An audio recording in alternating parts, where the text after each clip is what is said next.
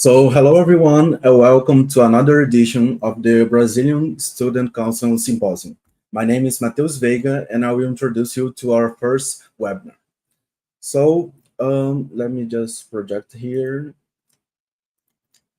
So, first and foremost, I want to thank to everyone that is present here and to our team in the RSG Brazil, and also for the AB3C and ISCB for the help in the in the financial and organization to make this symposium possible.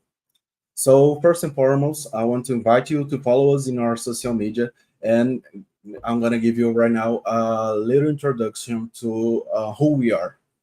So first, we need to talk about ISCB, which is the International Society for Computational Biology, which is the biggest international organization for computational biology, and which has its own student council, a space dedicated for the students around the world, which works with bioinformatics and computational biology to promote the field.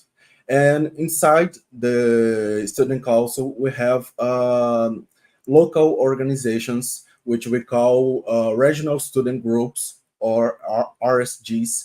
And between all the active RSGs worldwide, we have the RSG Brazil, which is a partnership between the ESB and AB3C, and that make it possible to this event to occur.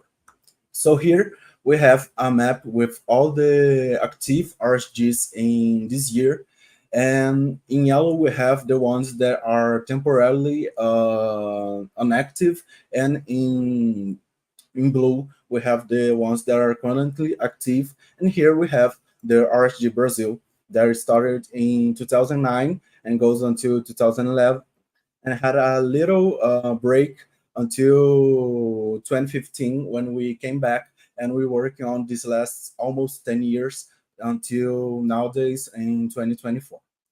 So now we have in RSG Brazil several active projects involving training and learning podcasts, LBB, which is our competition in Brazil of bioinformatics. We have our social medias, Bioinfo Fora da Bolha, which is our outreach profile in Instagram, and we also have our symposiums. For all of these projects, you can find more about in our website and Instagram. So focusing more on our symposium, the Brazilian Student Council Symposium occurs annually, and this year's theme is bioinformatics training and education, focusing on the 7 essential topics in bioinformatics, which are knowledge in biology, methods in statistics and data science, knowledge of computing, interdisciplinary programming, ethical implications and repercussions in bioinformatics in Brazil, bioinformatics applications, communications in bioinformatics, and continuous developments in bioinformatics. We have been talking about it in our Instagram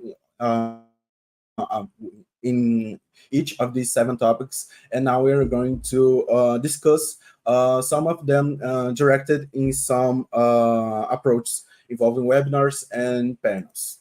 So here we have our calendar. So we are here in May, which will have the pre-event webinars, the first one being today, and in June in Salvador, in Bahia, in Brazil, we will have our in-person edition of the symposium with our social event.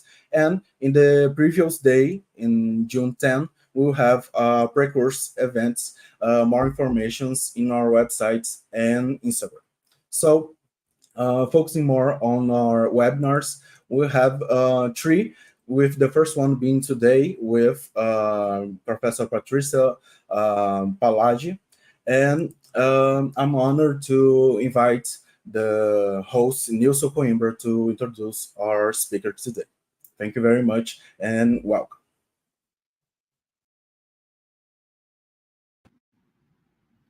Thank you, Mateus. Thank you, everyone, for this webinar series to happen. We've been working really hard for come up with this event and for the symposium, this edition symposium this year. And I'm thrilled to invite my distinguished guest to join me in the in the stage of this webinar, Patricia Palagi. Please be welcome. I have prepared a small introduction of you to the audience, and I'm honored to be your guest in this webinar. So I will call you to join me here. Thank you very much. Thank you, Nilson. Thank you, Mateus, and thank you also for this invitation from the RSG-Brazil. I'm very honored to be here with you as well today. I'm very happy to discuss a little bit about training with you all. Thank you very much. I have prepared this small introduction for you, so I will get my clue here. So, Patricia Palagi has a bachelor degree in biology and master degree in computer science from the University of Brasilia, Brazil, and a PhD degree in cognitive sciences from IMGP Grenoble, France.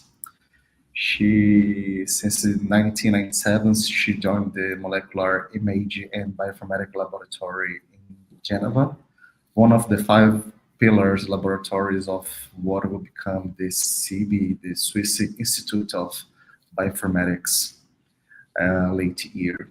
In the CB, she started as a researcher in neural network, proteomics, bioinformatics for mass spectrometry analysis, and gradually she moved to teaching, training, and management of a variety of bioinformatics education program and training events. And in 2013, she was appointed as leader of the CB training group in charge of developing and delivering training courses in bioinformatics and computational biology. She is the co-chair of the International Society for Computational Biology Education Community of Special Interest Group, and she is the deputy editor for the educational track of the PLOS Computational Biology Journal. She's a Elixir training coordinator for Switzerland and a Goblet member. Some of her topics of interest are FAIR for training and best practice in training. And she's also a co-leader of the Elixir Global Train the Trainers, Train the Trainer courses, and she has been contributing to development of the training curricular and materials together with several colleagues from Elixir, Global, ISB for almost close to 10 years. Oof. Wow, what a curriculum, right? Patricia, I am honored to be your guest here. Please be welcome to this webinar series for the Student Council Symposium, the Brazilian version of the Student Council Symposium. So the stage is yours. Thank you very much. Thank you. Thank you, Nilson. Thank you for this nice introduction as well. It's true that it's a little bit long. It shows that I have been in the stage for a long time. Thank you. Everyone who is hearing us. So I'm going to do also the presentation I'm going to share my screen now, do my presentation in English, but afterwards we can speak in Portuguese as well. If you want to send your questions in Portuguese, welcome as well. Okay. Thank you, Patricia. The stage is yours. Thank you very much. So I hope you can see my slides and my screen. And so thank you again for this nice introduction. And I have also 2 slides that would briefly say who I am as well, before I dive into what I wanted to discuss with you today is about education, training, and open and fair as well. So who I am. I was born in Porto Alegre, you see, that is very sad situation today. I'm very sad to hear what is going on in Brazil. I'm following everything that is happening there.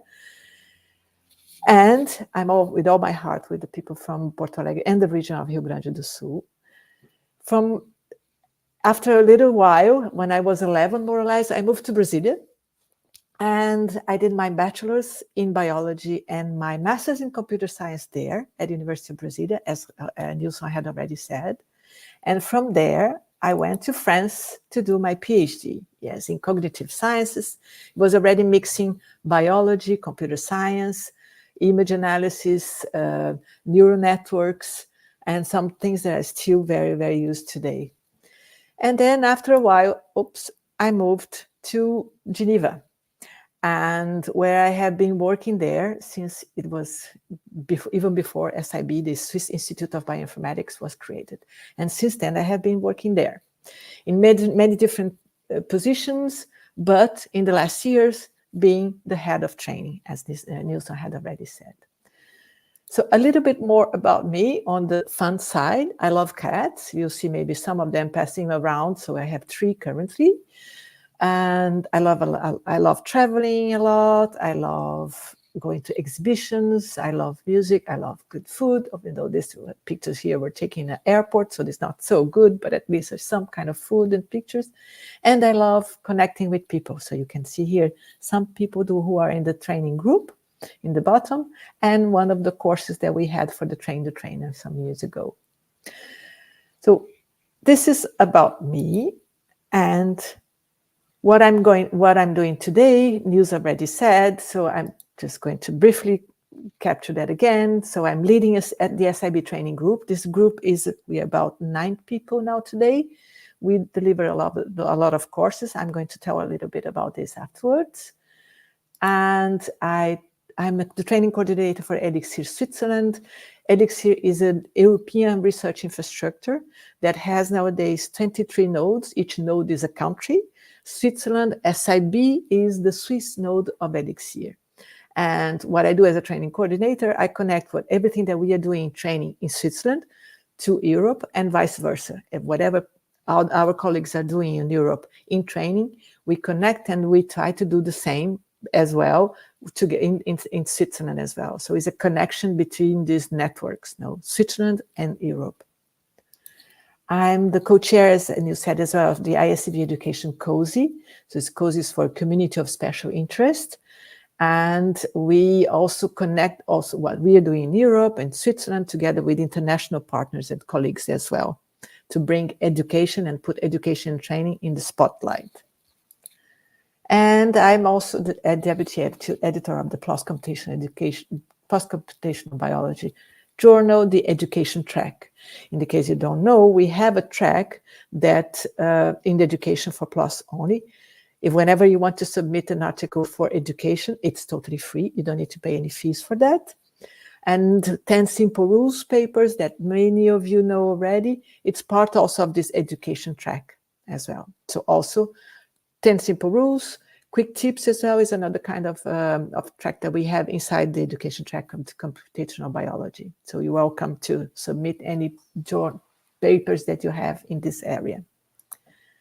And finally, then I'm the Elixir Goblet Train the Trainer co-leader of this program. We have this program, it is about best practices in teaching and agnostic to any field. So we have created some sessions to teach people what are the best ways to do or things that they should be thinking of when they are going to prepare training or when they are going to design the training. And this is a joint venture between Elixir and Goblet, that is the Global Organization for Bioinformatics and Learning, Education and Training. So, too much about me. Now let's go to what I'm going to talk here today. In fact, I'm in my in the presentation that Nilson had. He said about 3 things. So SIB training, what are the main things that I'm working on today? SIB training, the Elixir Goblet Train the Trainer project, and the FAIR training. But today I'm only going to talk to you about the first one and the last one, about SIB training and the FAIR training. So what do we do to obtain bioinformatics skills?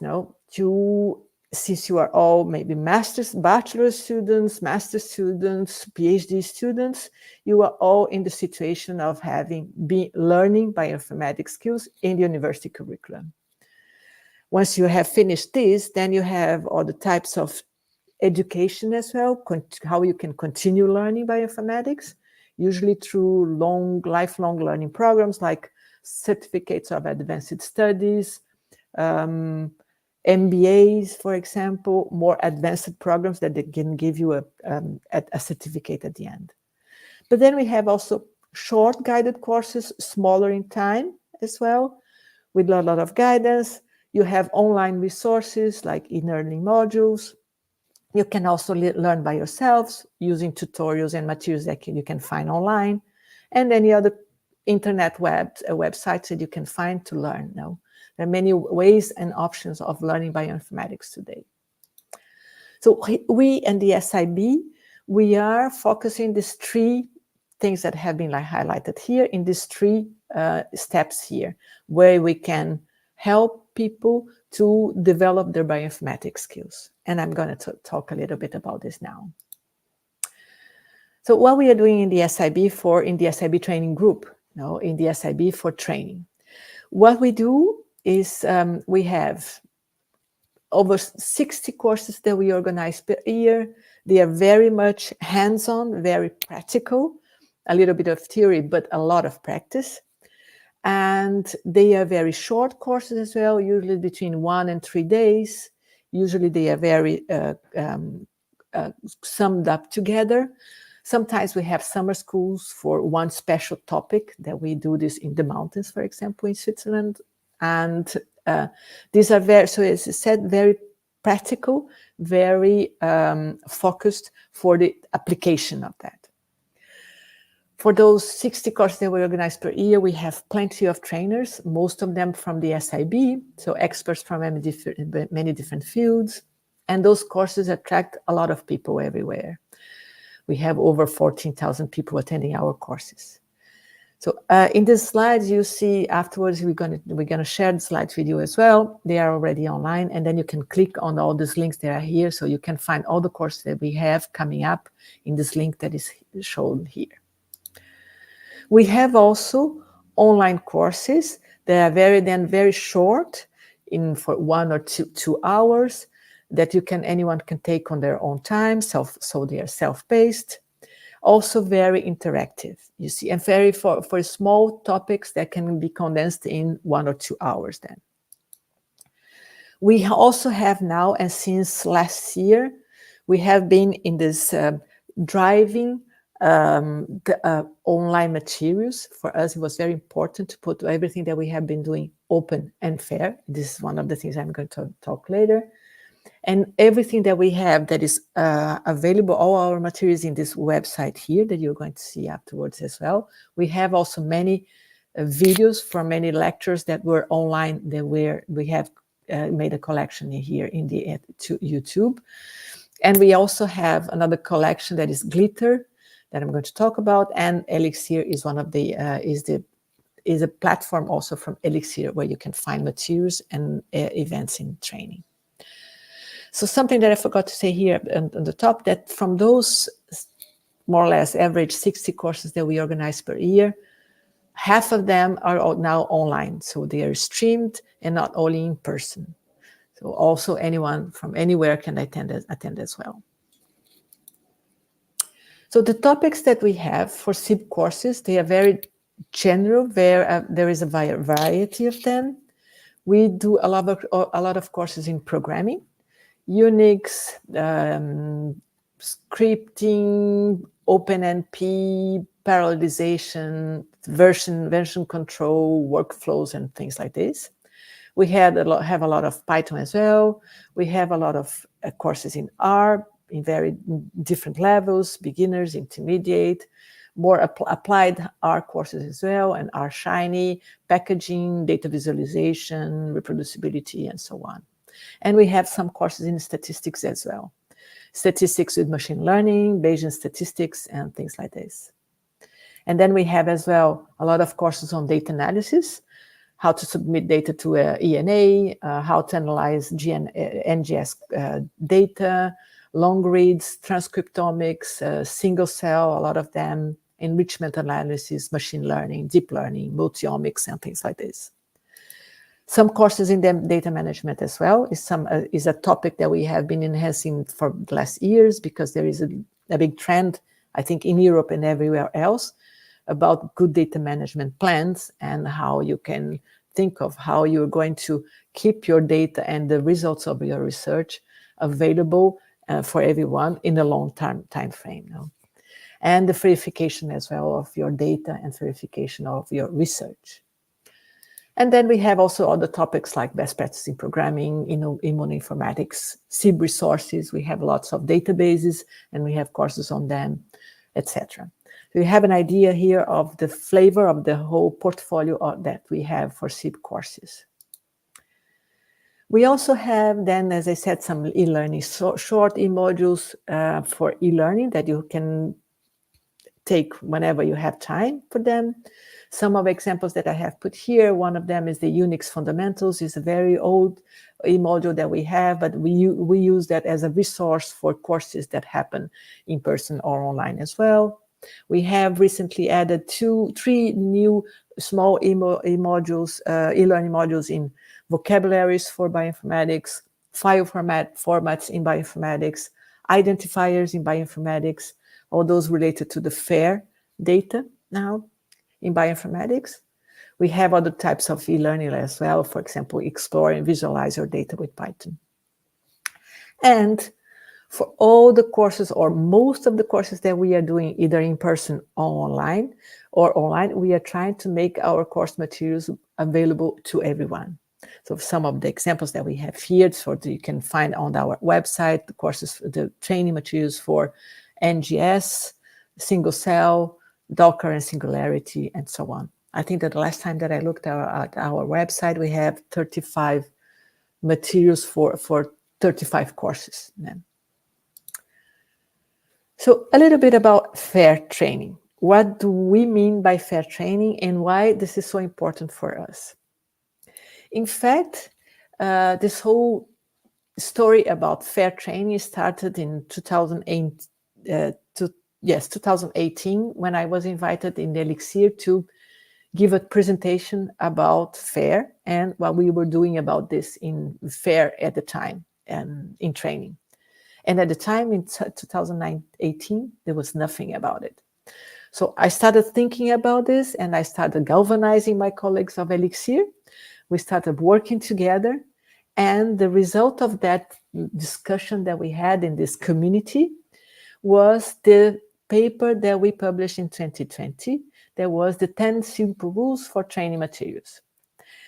And from there, from that discussion of what we should be doing to make our training materials fair, we ended up recently creating a handbook for that, the FAIR Training Handbook. You're going to have also the link that in the slides.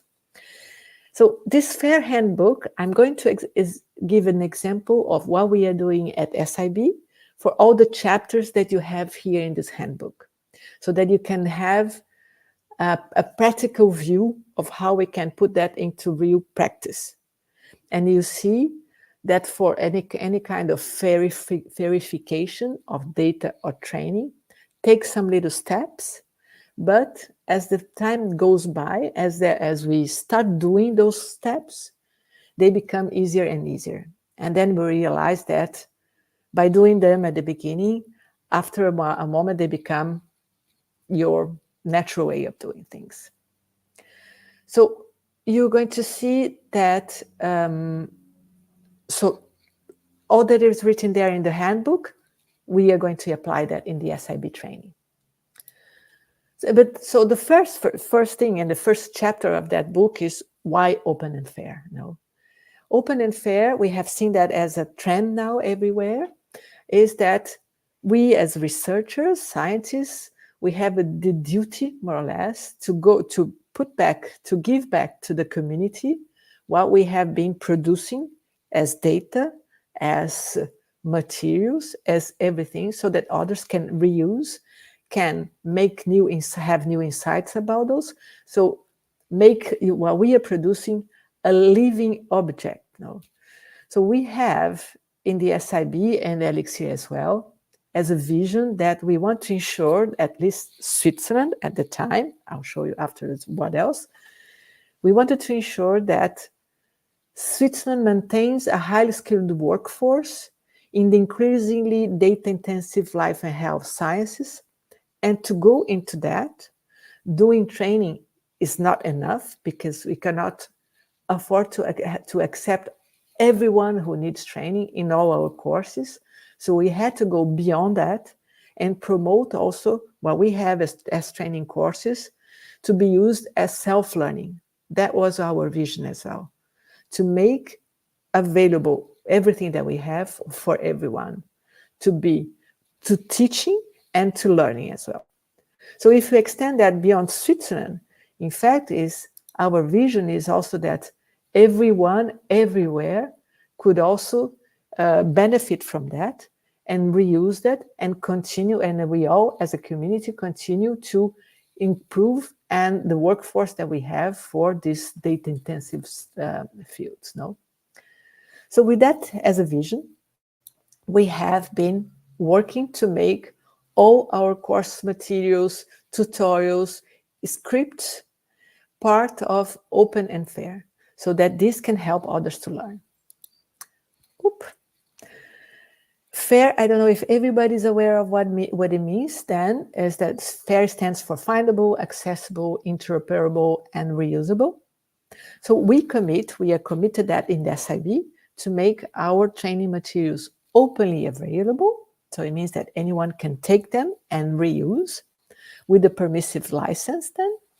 And they are all fair as well, findable, accessible, interoperable, and reusable. And for some of the courses, most of them, we also have videos and additional guidance, so that can be used as self-learning as well. So let's dive a little bit into that. First thing then, to make this findable, accessible, and reusable and interoperable, especially the interoperable, the I here, what we are doing for that is that we are using material types and formats that facilitate the fairness. Facilitated in the sense that others can edit what we are doing, what we make available. Others can start from there and extend, modify, and do whatever they need with that and do something else. So reuse as well. So what we have been using, we use Markdown, we use Docker containers as well. We have materials that can, in formats like this, that can be edited and reused. We also have videos. I don't know how easy they are to be edited, but we can try to at least. And we also have PowerPoints too, but some of those PowerPoints, we try to make them available also in other formats that anyone can reuse and take from there. So this is one of the ways of doing that. We are putting also all those materials for each course in a platform, open platform that we use now is GitHub. Besides from making available the course materials, it's always easier as well for the maintenance, for the versioning as well. One course is a course instance for us. That course instance is going to repeat. For example, we have a course in single cell, for example, that we repeat 3 times a year. The material is the same. And each instance is one instance of the course, and then we can give a version for the training materials for the instance of the course. So one course instance has one version of the materials associated to that. It helps us then in the life cycle of our training materials and as well for others to contribute, because then in GitHub people can open issues if there is anything that people can see a problem, or if people have an idea to improve that, they can also raise an issue also in GitHub. So it's a collaborative way of having materials where others can contribute as well. We are describing our materials with specific metadata, with some kind of vocabularies that others can reuse. And for example, we are using the bioschemas vocabulary to annotate our training materials so that it becomes easier. For example, you'll see later, so for Google to search website our training materials using this specific schema and ways to describe our materials. TESS as well, the Elixir portal is going to scrape our web pages easily and integrate that information easily in the website. So we use bioschemas to describe our metadata. This is for those that don't know, to give you an idea what it is about bioschemas and this specific training profile that we have hidden in our markup within our GitHub repos. So you see here that one specific training materials is the type of learning resource, the name of that, the course that this training material is associated is a Docker course. And you can see then there is the person, one of the authors of that is Gert, one of the person that works in the SIB training. This one is, he belongs to the SIB and so on. You see, this is the kind of metadata that is hidden in our course description and our training materials as well, describing the content of our training materials. So something else that we do as well, we have a persistent identifier for each one of our training materials so that we can always go back in the past. As I was saying, for one course instance, we have one course material associated to that. The unique identifier is going to be the Zenodo DOI. And based on that, also it's going to help in the version control of this. So one unique identifier helps to identify afterwards, once the course is over, to which course this material was associated to. And also the same way that we have a DOI for each training material, we use also DOI ORCIDs for the people who are the trainers or for the people who have contributed to that. So it's a good way as well to recognize the work that each one is contributing when creating the training materials together with us as well. We then make them accessible, so we use HTTP as a standard protocol, meaning that in our case, it's open to everyone. You don't need to log into anything. You don't need to register to anything. They are totally open. And we have as well a license where we describe as well, it's open, you can reuse, and we state here how can it be reused. In the case here, we use CC BY SA, meaning that you can take, reuse, and share alike, more or less the same as we are doing. By providing a license, this is part of the FAIR as well. It's going to be easy to know if they can reuse your materials and how they can reuse them. No.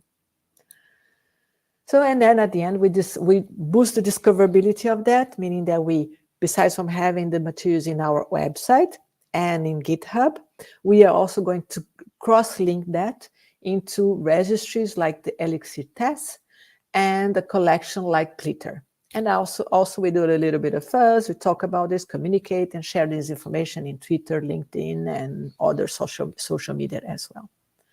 So just 2 words as well about Elixir TESS and Glitter so that you have an idea of what I'm talking about. So Elixir is an aggregator of training events, training materials, e-learning modules, of workflows, everything that you can want and what can find about training in bioinformatics and related. So you can see here, this is the when you do a search, I did a search here for I filtered, in fact, for the courses in Switzerland. And what you see here in the display is some of the events that are in our website in the SIB. They are through the bioschemas metadata. Elixir scrapes our website and inserts that information directly here, and you can display that directly in the Elixir as well. So whenever you're looking for events, and these events are not in Europe only, and they can be in anywhere in the world, because there are many providers of this information from anywhere in the world, providing information for tests as well. So whenever you want to discover events, materials, workflows as well, collections, meaning collections can be collections in a topic, for example, all the courses in single cell and materials on single cell and so on. So a lot of information that you can find about training is in Elixir TES. And Glitter is also from was developed by SIB, one of our colleagues, Gert, who has been in the group for the last years. He's very much into open and fair. He's nowadays leading the fair training focus group in Elixir, together with 2 other colleagues.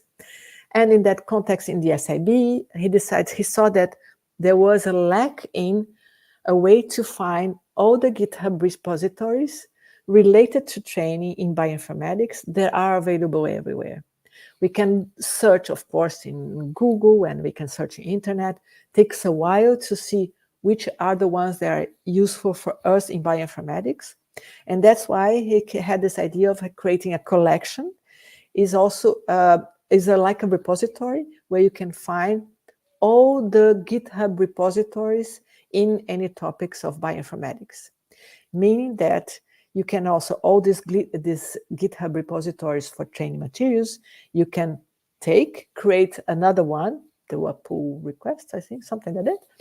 You can reuse them, or you can use them as well to learn as well, not only for teaching, but also for learning. So you can see here on the right-hand side, some of the topics that you can find and how many training materials you have in there. For example, for the Julia programming language, you have 12, R Markdown, you have 8, and so on. Other types of filtering as well, and a lot of information as well on number of stars. Stars is that people who have liked those GitHub repos, and many other information as well. So it's a lot of information that you can have to reuse training materials that are online. You can find them thus in Glitter. Finally, the last step that we do for the verification of our training materials is about recognition. So we try to collect as much as possible all those who have the authors, so all those who have contributed to the training materials that we are talking about, those who are the teachers of these courses as well. We give authorship for everything that we have reused. So we give attribution for all those that from whom we had received inspiration, or takes parts of other courses that we have reused from some other people. And we give information as well on how you can cite whenever you reuse parts of what we are doing as well. So if you go back to that 10 simple rules paper, you see that all that you have seen here in these slides and also in the FAIR handbook, this is how we implement those in the SIB. So summing up of what I had to tell you today, first key take-home message is that there is a lot of training and in the SIB, not only training courses, but also training resources that you can take, reuse for your own teaching, and also to learn from them. So first take-home message. And second take-home message is that fairness, we always see that as something that is a lot of work. In the beginning, it is a bit of work, let's say like this, so that you understand all the steps that are needed and what you can do to make everything open and fair. But as I always say, that every time that I teach this as well, is that baby steps are better than no steps at all. So you start little by little, verifying using a GitHub, or describing correctly your training materials, or putting them available on your website and describing how they can be used. So you see, these are some of the steps that you and anyone can do to make your training materials as well open and fair, so that others can also benefit from the work that you are doing. So we see that as part of our contribution to the community of trainers and the community of bioinformatics.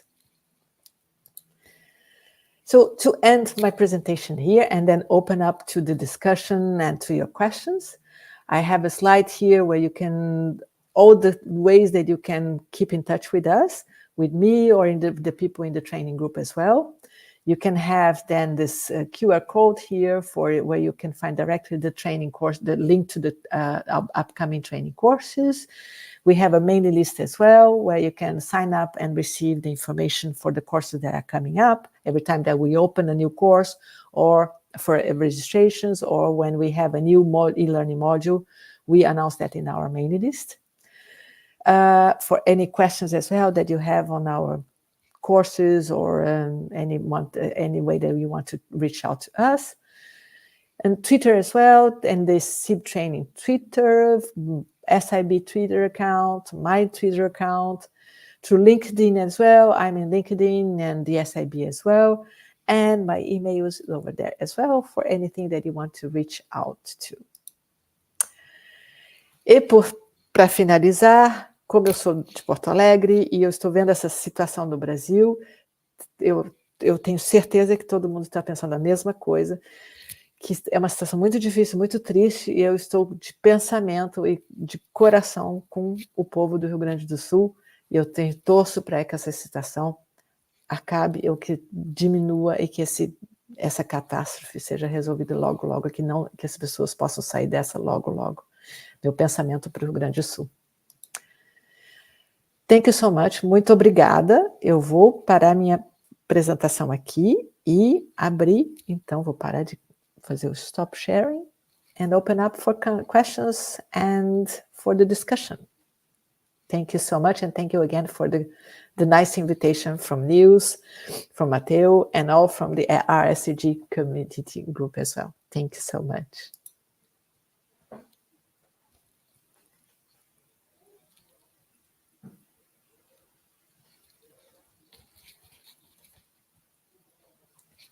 Oh, Nilson, you are on mute. Sorry. Obrigado, Patrícia.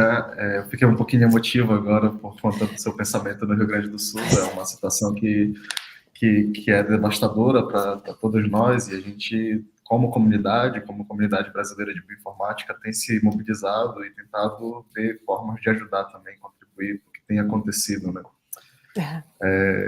Obrigado. Obrigado, deixando esse momento um pouco de lado, voltando para o foco do webinar. Muito obrigado pela sua contribuição. A gente abre também agora perguntas para quem está assistindo a gente ao vivo, né? Se quiser colocar a sua pergunta no chat, a gente pode transmitir ela aqui direto para a Patrícia. E também já tem alguma pergunta no chat, e eu também tenho as minhas próprias perguntas, né? Claro. Minhas questões todinhas. Pessoalmente, eu também tenho um grande interesse na parte educacional, e eu sou um admirador muito do trabalho que o CIB ele entrega para a comunidade inteira, né? E eu fiquei muito, muito surpreso de saber que existe um handbook, né? Um guia para a gente poder utilizar e fazer uso de todo esse conhecimento que já foi acumulado e que está disponível. Pelo RSG, a gente tem um projeto de cursos, né, que a gente tenta trazer todos esses fundamentos que você passou agora na sua fala dentro dos cursos que a gente está desenhando pelo RSG, né? Eu acho que vai ser algo bem legal da gente utilizar esse handbook. Não sabia que existia isso, e é uma forma de contribuir a mais, né, da gente utilizar isso. Exatamente, o Mateus, quando você me falou... no chat, eu posso exibir ela na tela. Claro, e só para completar, assim, quando você me falou que vocês têm esse projeto, né, de curso, eu pensei, puxa vida, tá aí uma boa oportunidade para eles começarem a fazerem algo open and fair, não? Botar todo esse material, todo esse trabalho que vocês vão botar, esse coração e esse tempo que vocês vão fazer para criar esses cursos, né? Botar eles à disposição. Sim. Né? É um ótimo botar projeto. À disposição, deixar disponível para a comunidade.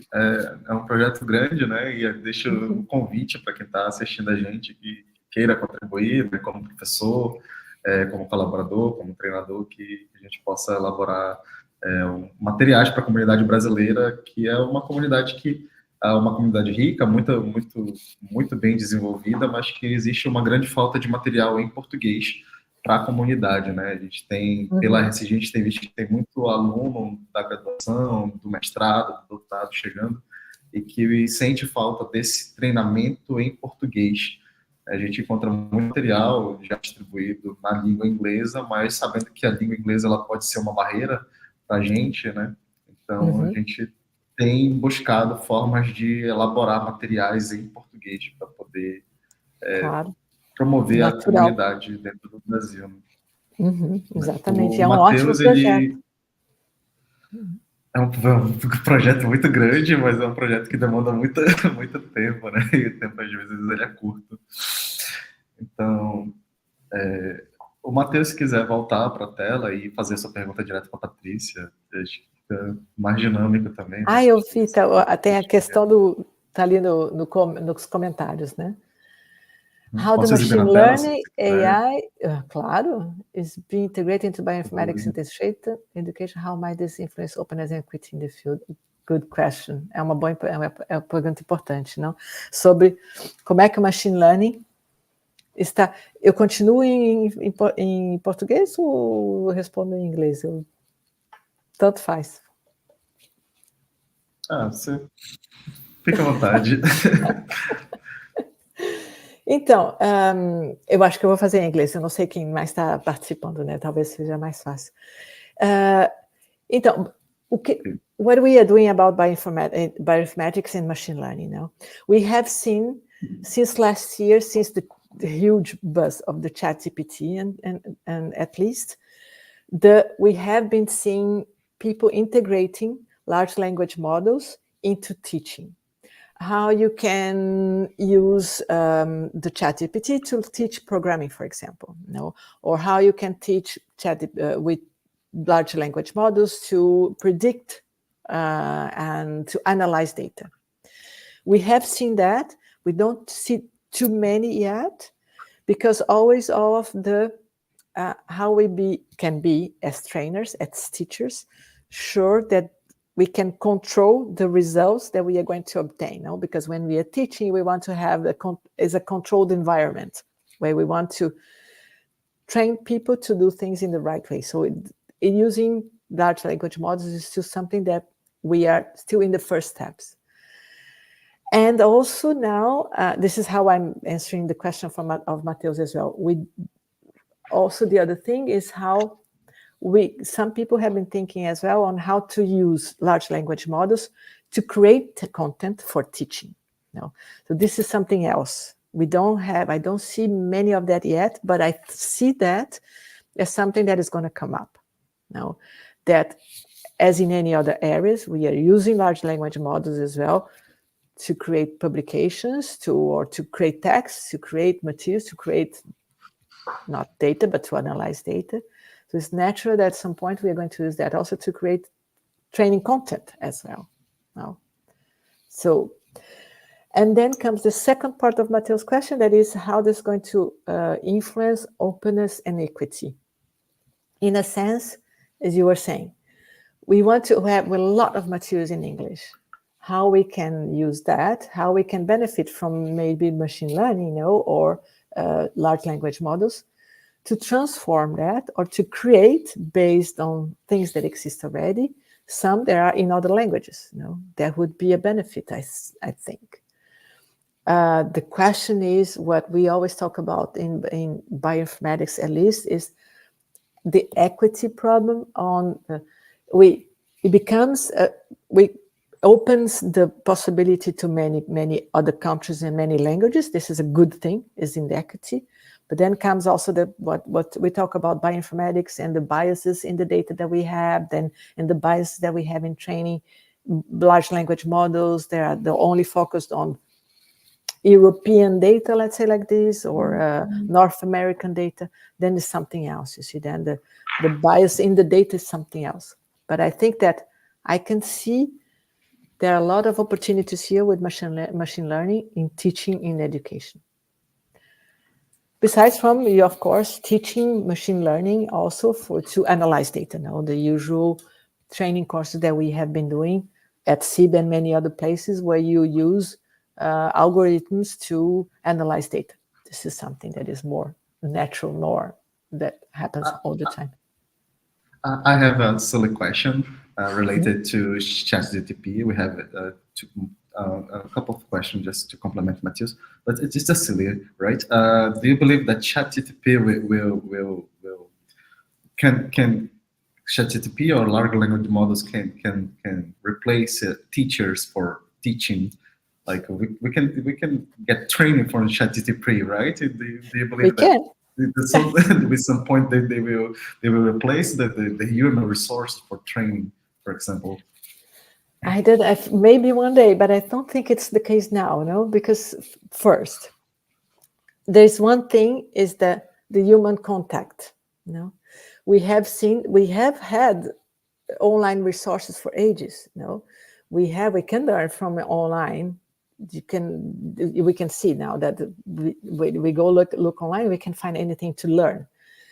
But at the same time, we still have people coming to our in-person course. In-person can be online as well. So those that we have a direct contact with human beings, where these human beings have a certain expertise that you can understand the kind of expertise as well, that you can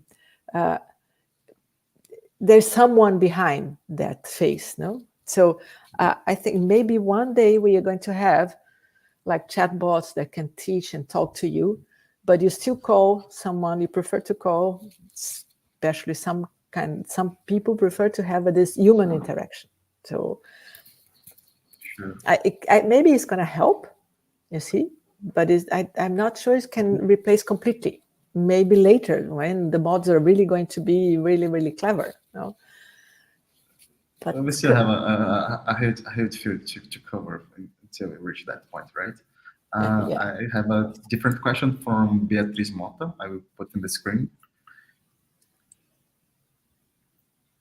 Can I read for you? So, how can we promote the adoption of third principles in bioinformatics education, emphasizing the benefits while acknowledging the added efforts required to adhere to them? Yeah, I see your point. It does take time. It takes a mindset as well. You see, I can show you. I can tell you about the history that we have in SIB.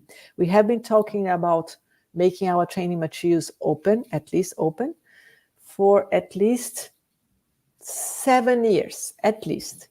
It's only last year that we really managed to put all the pieces together and make them open and fair, only last year. So it took quite a while, first, because we had the problem of the mindset. People saying, I don't want to share my training materials. It takes a lot of time to make them. Why should I share them with someone else? No. So the recognition as well. I saw that someone had a question about this. Once I put this open, how can I be sure that my work is going to be recognized afterwards? So besides from this, and how can I be sure as well that I'm going to be sure to be acknowledge everyone else from whom I'm going to be inspired of as well. Takes time, but then we also had the technical side of that. We are used to PowerPoint presentations. We can easily do this from one day to another one. We have our data sets. We do this many times per year. But when you do this open and fair, it takes time to really reflect if they are clearly annotated, if people can really use them and reuse by themselves without someone explaining to them in the back, so what are all the steps that you need to do. So it does take time. But at the moment, when you start, that's what I was saying, takes baby steps, but at the moment that we see this happening more and more often, you realize, and you have the mindset, and then you also have this technicalities that are solved, because in bioinformatics we solve them anyway, because we are very technical people as well.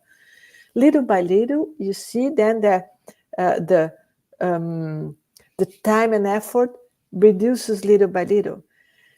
And the way to convince people is not only because we are giving back to the community, it as well is a good thing for you as a trainer, because at the moment that you put everything that you have on a GitHub repo and you're going to reuse next time, is going to be much less effort for your next iteration of your own course.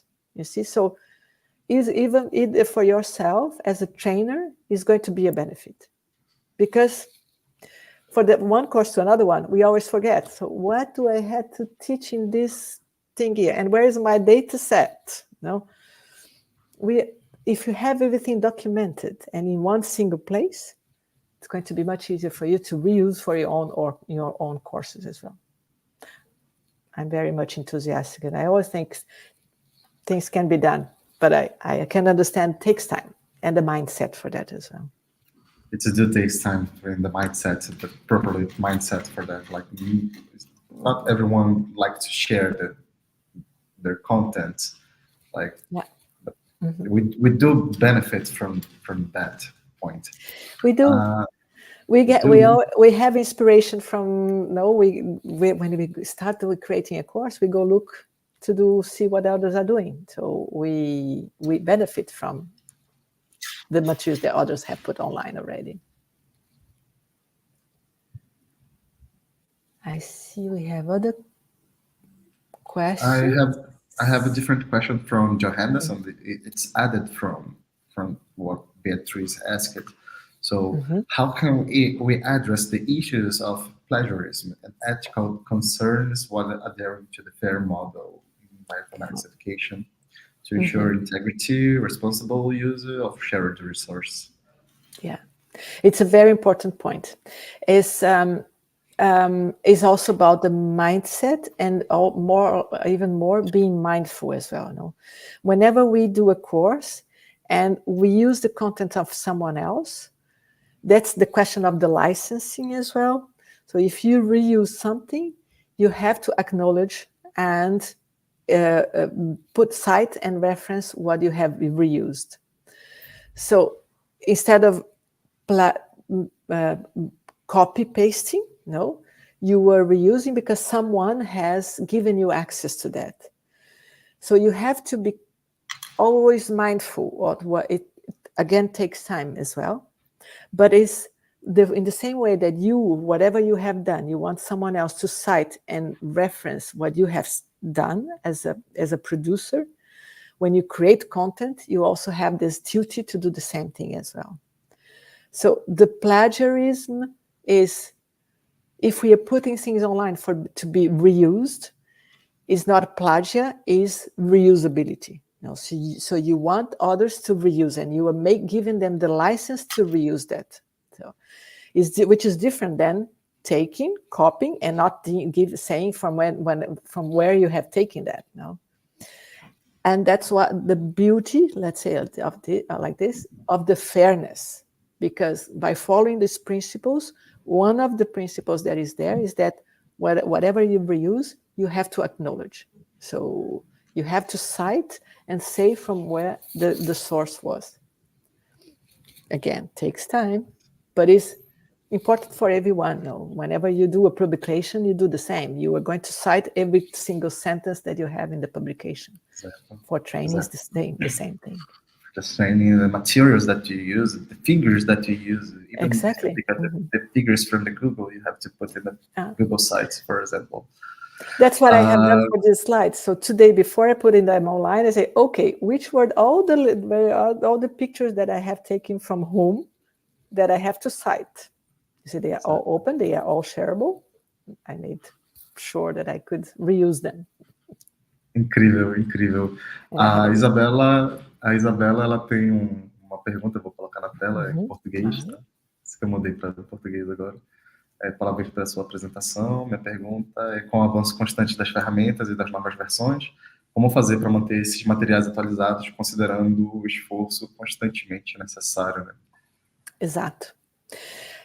Uma das maneiras, é verdade, quando a gente tem o GitHub Repo, ajudou muito para a gente fazer os nossos materiais com a versão e saber quando tem que atualizar, porque justamente como a gente faz GitHub Repos por cursos, né? O curso de single cell do mês passado vai ser o mesmo, adaptado com as versões, o que precisar, imagens, datasets, né, ou alguma coisa que mudou, tem um screenshot de uma resource, mudou, você tem que adaptar também, então o slide vai mudar. Então, usando o GitHub, ajudou a gente a manter essa version control de cada curso, né, porque aí tudo que você adaptou, precisou adaptar, está num lugar só, naquele GitHub repo, né? Então, vai ter uma nova versão, e a versão vai ter um número único, né? Um PID único. Ajudou a gente a pensar também nessa coisa. Como é que a gente faz para saber o que foi a versão 1 da versão 2, o que mudou, né? E também para o pessoal... Exato. E que também para quem vem usar o material do nosso curso, né? Ou quem assistiu ao nosso curso também. Tem um aluno que assistiu o curso que foi de 2022. Ele tinha aquele dataset naquele curso, ele quer reusar. A gente mudou o dataset. Ok, ele vai poder voltar naquele dataset daquele curso, que era o que ele precisava. Referenciar aquele curso, né? Exato. Fica mais fácil, né? Tem uma contribuição também de manter o material atualizado, é que o chat GTP ele pode ajudar nessas atualizações, inclusive da ferramenta para buscar, né? Acho que o chat GTP ele é de ajuda, ele tem uma ajuda muito grande se a gente souber utilizar ele direito. Exato. Tipo, não que ele venha substituir, talvez no futuro, daqui a algum tempo, assim, ele possa sim substituir, realmente. Mas acho que por agora a gente pode utilizar ele para ajudar a gente a gerar esses materiais. Exato. Seria uma pena não usar, né? Uma ferramenta que está à disposição, imagina. Né? O Joe Anderson, quem fez a pergunta, considerando a questão do plágio, né? Só exibir aqui o comentário dele, agradecendo. Muito obrigado, Joe Anderson. Thank you also. Obrigada, Joe Anderson. Patricia, it was a great pleasure again for me to receive you here to open this webinar series for the Student Council, the 80th edition of the Brazilian Student Council.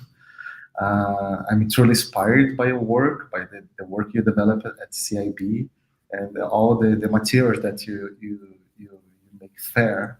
And certainly, I'm going to use this in the next events and the next course that we are promoting, the RCG Brazil. Thank you very much. Considering all the questions, truly inspired. Thank you very much. Thank you as well. It was a great discussion. It was a very nice opportunity. I was very happy also with your invitation to have this opportunity to talk to my Brazilian colleagues. They're far away, but in my heart. And talk about something that is in my heart as well, about training and fair training that I so dear for me as well. Thank you. Thank you so much for the invitation. Would you stay with us? We are just going to close this session, and I will call Matheus to back to the stage so we can close this webinar today. Thank you so much.